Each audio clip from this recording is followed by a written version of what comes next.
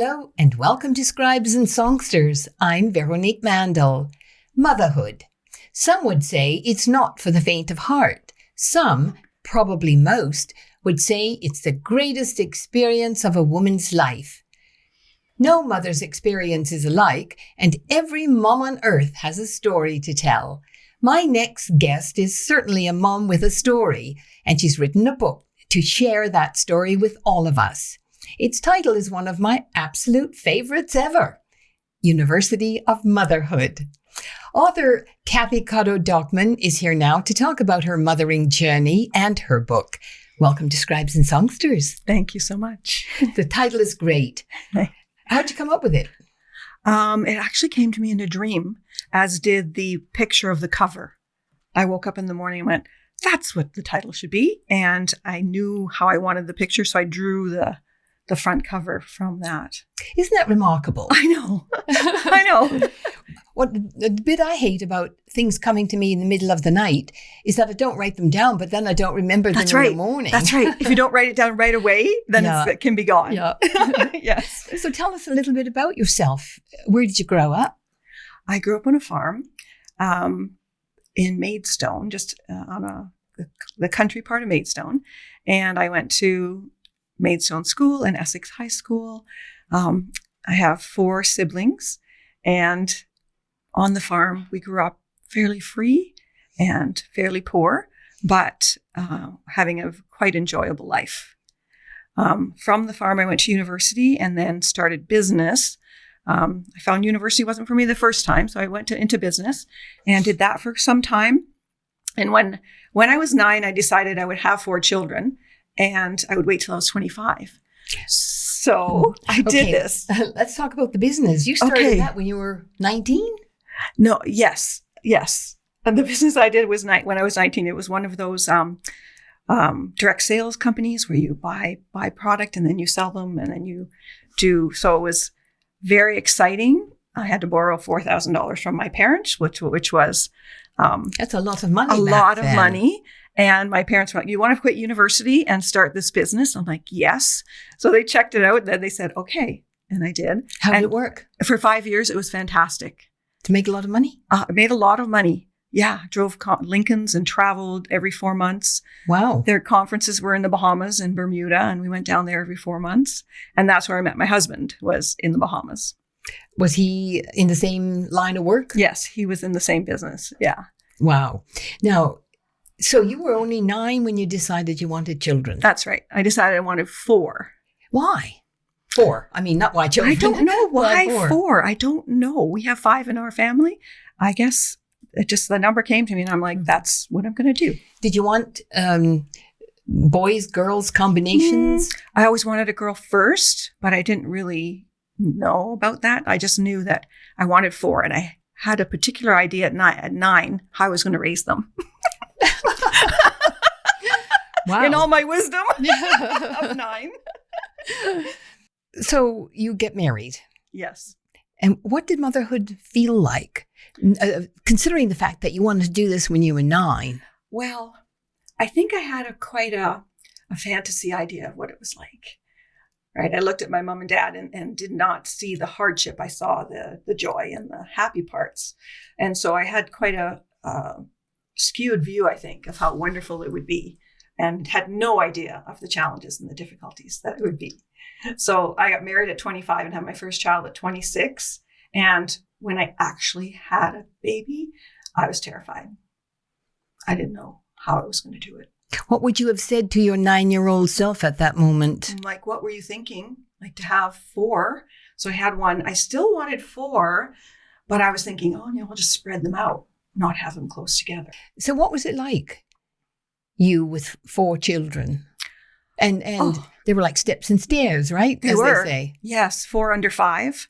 And it was chaotic. Like I had to really give up on cleaning and doing a lot of the chores and just manage the 4 children to keep them alive and keep them safe. So now you traveled with the children and even took them to Zambia. Yeah. Well, when I went to Zambia, my sister was teaching there and her husband. And I went to Zambia with by myself when her first my first niece was born. And then I went again when my nephew was born with my 8-month-old. I was very frugal and I was trying to find airline passage that was the cheapest. And so I managed to find airfares that were half price through Aeroflot Airlines. Aeroflot. Russian Airlines, yes. Well, you survived. I did survive. And the caveat was that we got to spend 3 days in Moscow and they paid for it. So we went to Moscow and spent some time there, but it was I was a naive Canadian and it was still a communist regime. And my husband and 8-month-old were sleeping and I thought, I'm just going to go out and try and switch some money, see if I can switch some rubles for US dollars.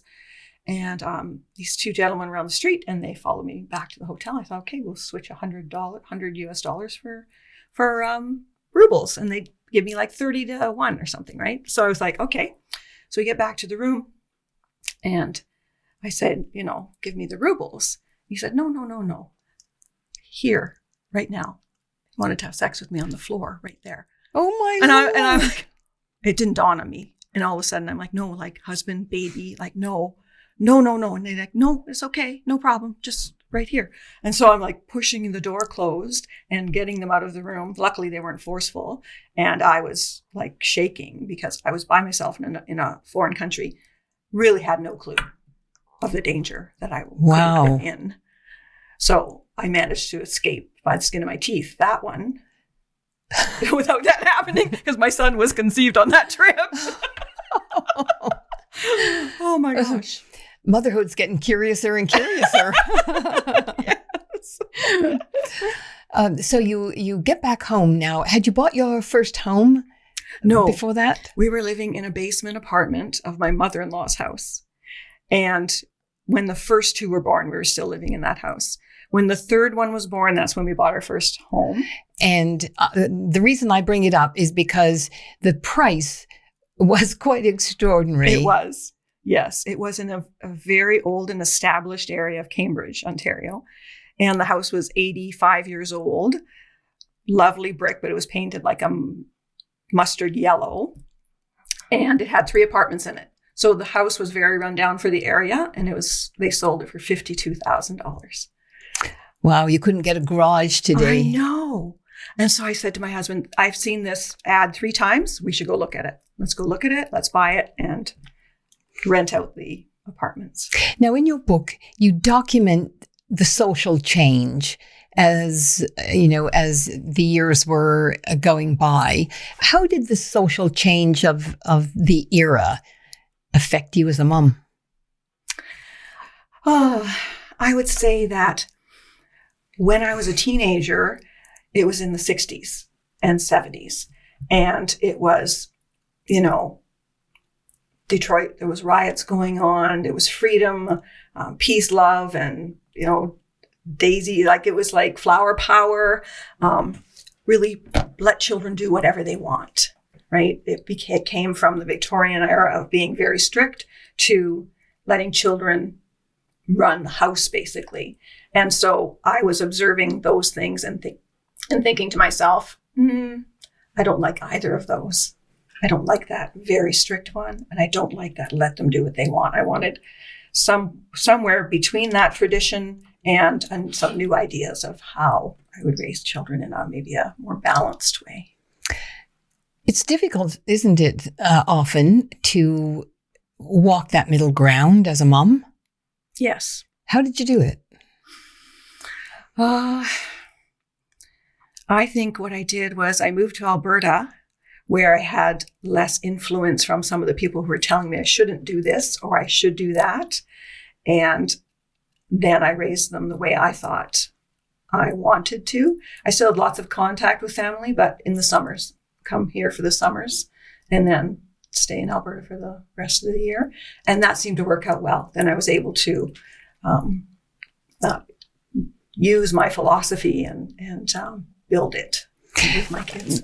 How difficult is that if your children are seeing other children behaving a certain way.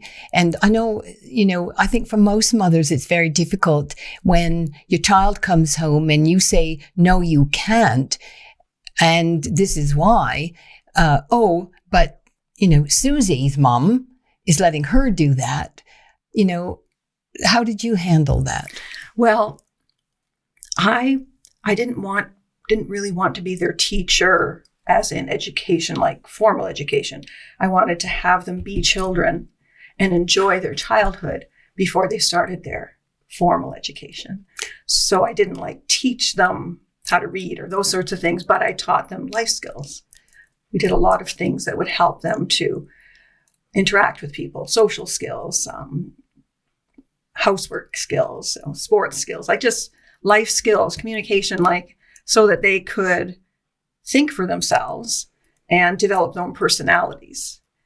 But that was hard because all four of them were different. What were the lessons you were learning during those times? Well, lots and lots of things, but one was that I thought the girls would be more similar and the boys would be more similar, but they were completely different. All four, very different. And the boys are like polar opposites, just like the girls are. So I learned that I could not do the same thing for one as I did for the other because it wouldn't work. So I had to constantly be thinking about, what does that child need? What do they need in that moment? And before, I thought equity was equal time, 25% each. And afterwards, I found that each child needed more or less, depending on what they were going through. That's difficult, isn't it? That's difficult to learn. Mm-hmm. I don't know how I would have done it. I had twins and they were identicals. Right. And they were mirror images and they did all the same things. Right. So I don't know what I would have done if I had four that were all so different. Yeah. How did they work it out? There was often discussion about it's not fair because it's not exactly equal. And my argument would be each of you needs different things at different times. And although it might not be fair in time, it's fair in what that person needs. Hard for them to understand that concept. Yeah, so no there would kidding. be arguments and feeling like, they're left out or whatever. But I was adamant that if Rachel needed more time, she needed more time to understand things because she was the youngest. So I needed to spend more time explaining things to her. So I was consciously aware of in the moment what was happening and what each particular child needed. You had many transitions in your life. Mm-hmm. When your children before they got to high school, was there a period there that was difficult before they actually, really got into high school and becoming teenagers? Or was the teenage years the difficult?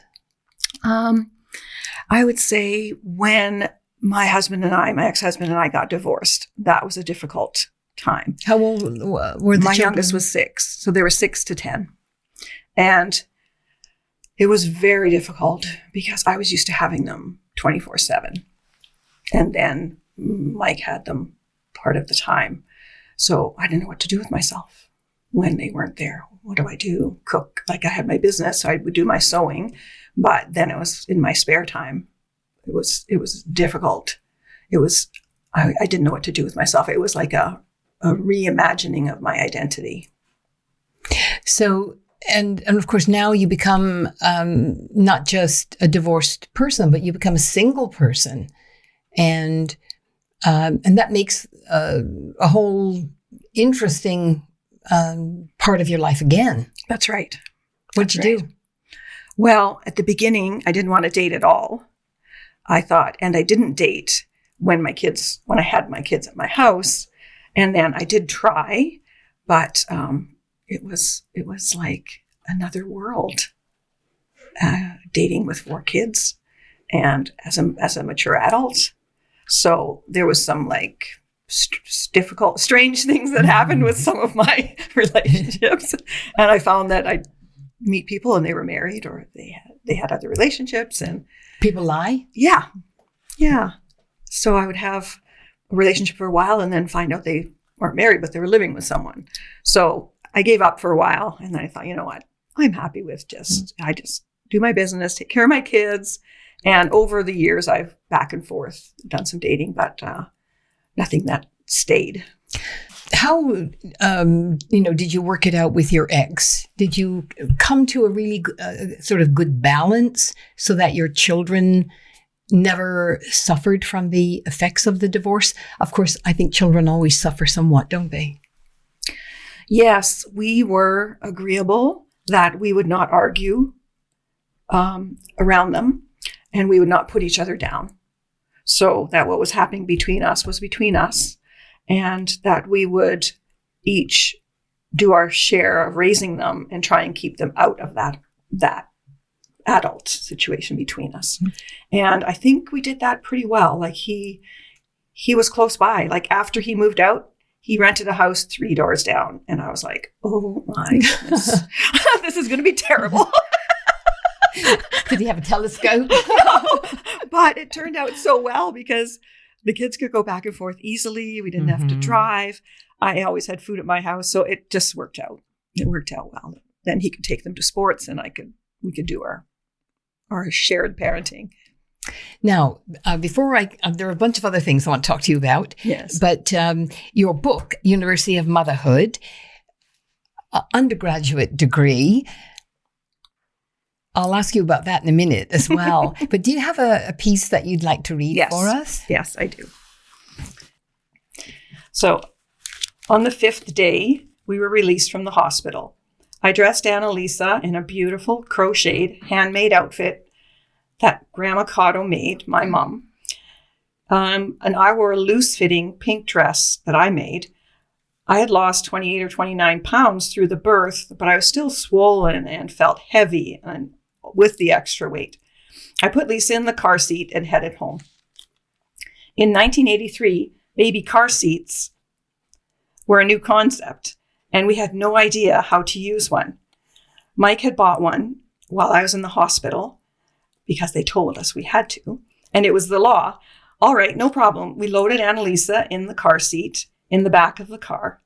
I sat in the front seat, the passenger seat, and Mike secured the new baby into a multiple of straps and buckles.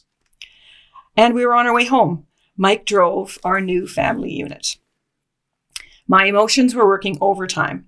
I think my hormone activity had some postpartum depression and worry, which converted me into an emotional, irrational wreck. I turned around and was watching the baby through tear-filled eyes from the front seat. While Mike turned the first corner, I watched the car seat roll over and land upside down between the front and back seats.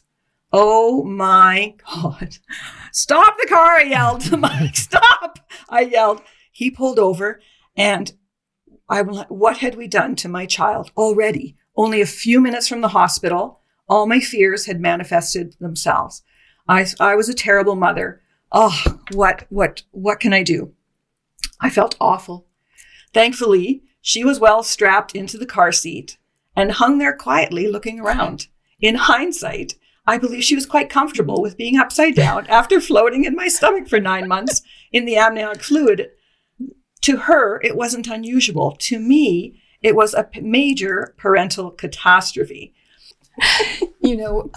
I think most parents have some kind of a catastrophe with those car seats. Yes. And they don't make them easy. That's right. Yes. So now, in the book, you write about talking to your children about sex and relationships. And do you think it's more difficult today? How parents have to deal with talking about those things? I think it was difficult for me as well, but I wanted to have those open conversations related to their age. But I think now you also add in a lot more of the drugs and the mental health talk, that I think we did some of that talk as well, but it's more prevalent now. Was it easier for you to talk to your children than your mom talking to you? Oh, yes. Yes, my mom was very uncomfortable talking about drugs, sex. Like I started my menstrual cycle and didn't even know what was going on. So I thought I knew, but I had no clue. So that conversation my sister was the one that helped me through that. So having gone through that, I decided I wanted to be open and clear with my children so they knew what was happening to their bodies. How were they receiving it? How receptive were they to your conversations? Lisa was quite prim, and she was like, I don't want to hear about that. But John was like, tell me more. I want to hear everything. And Lisa would be hiding around the corner listening. Now, did they have sex at school for the children then? They did, yes. Mm. Yeah, they did. I don't know how thorough it was, but they did have some. Now, did you talk to other mothers during your mothering experience? Mm-hmm. Yes. What was their experience like? Was it similar to yours? There was a couple of mothers that I had similar philosophies with, that we would share babysitting, and if they needed help, and we'd share with each other. There was a few that were more old school, and they were more of the strict, you don't talk about those things. So I ran into the whole gamut of different philosophies. And what about talking? Do you talk to young mothers now? I do. Yes. Tell me about that. They have the same fears. They have the same insecurities. They're trying. You can find information now, but you find all kinds of conflicting information. So it's hard to know what is right and what isn't. You can Google something and find 5 different answers. So for them to have a person to talk to, I think is very, very valuable, even if it's validating their feelings and validating that they're not crazy, like they're doing a good job. What are some of their greatest fears about being mothers today? Oh, I think it's, am I doing what's right? Like, am I doing enough? Many of them are working full time, and trying to work full time and raise children is a challenging thing. So am I giving them enough time? Do they want more children? I mean, you wanted 4.